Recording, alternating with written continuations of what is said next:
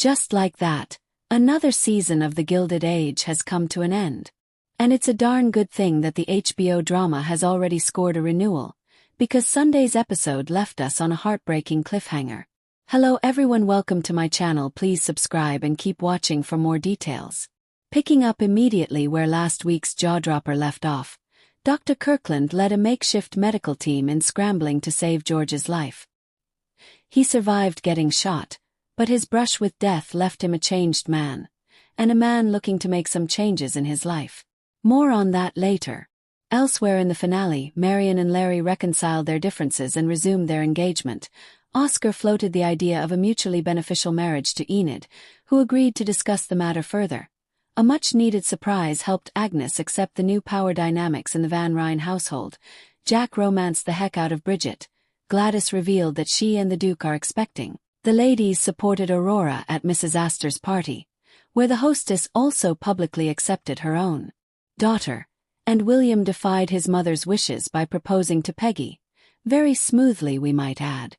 The episode left us with a lot to process, so we're happy to report that TV Line spoke with the show's stars for some insight on Sunday's many twists and turns. What is Taissa Farmiga's one regret about Gladys' pregnancy? Did Denise Benton and Jordan Donica have as much fun filming that romantic proposal as we did watching it?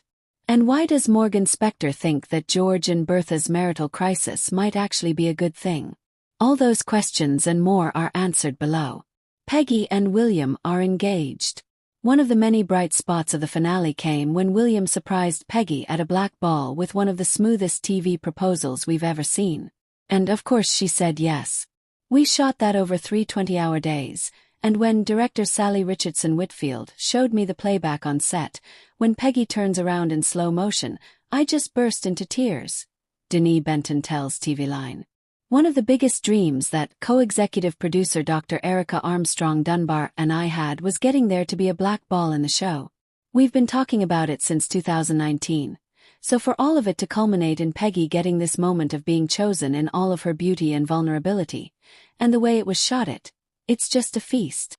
Jordan Donica says that he and Benton knew a lot of the dancers in the scene from their respective Broadway careers, which made the experience even more special. He also knew he was doing something right when the male crew members admitted to getting misty-eyed over the romantic sequence. They were like, "That reminded me of when I proposed to my wife, and all these crew guys were getting emotional," Donica recalls. "It was really sweet, and then I cried watching it back." Gladys is pregnant. What a season it's been for Gladys Russell. First, she suddenly finds herself married to the Duke of Buckingham. And now she's expecting his child. Taissa Farmiga is excited to see what the emotional journey will be that comes along with that. But she does have one reservation.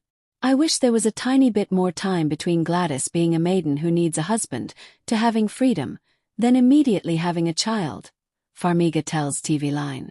"I wish there was a tiny bit of time in between to maybe join a charity or something. But I'm ready to do my duty." It'll be interesting to see how she is as a mother of the next generation in the 1880s, whether she'll push for freedom or push for inherited karma. You never know. Agnes finally surrenders. Agnes has had some pretty terrible luck lately, but that began to change in the finale when she was asked to become vice president of the New York Heritage Society, an unexpected honor that left her speechless.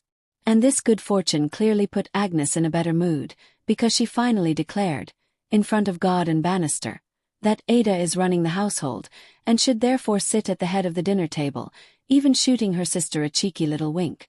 It was a very sweet moment between the sisters. One Christine Baranski feels was well-earned. "It pays off to have all that animosity between them," Baranski tells TV Line, "because then when we do have those tender moments, like when Ada comes back devastated from the séance and opens up to her sister, who embraces her, it says so much in such a short amount of time. You see, oh God, there's so much love there." George and Bertha are on the outs.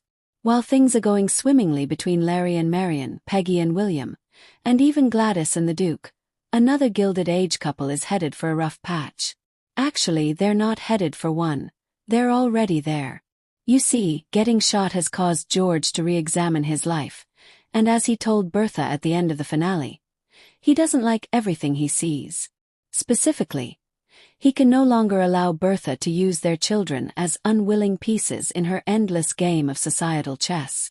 "I'm ruthless in business, not with the people I love," he told her before leaving indefinitely. When asked if he was coming back, he coldly replied, "Not until we know what we want." She claims to already know what she wants, for them to remain together, but he's not so sure. Big tears, big music, big drama.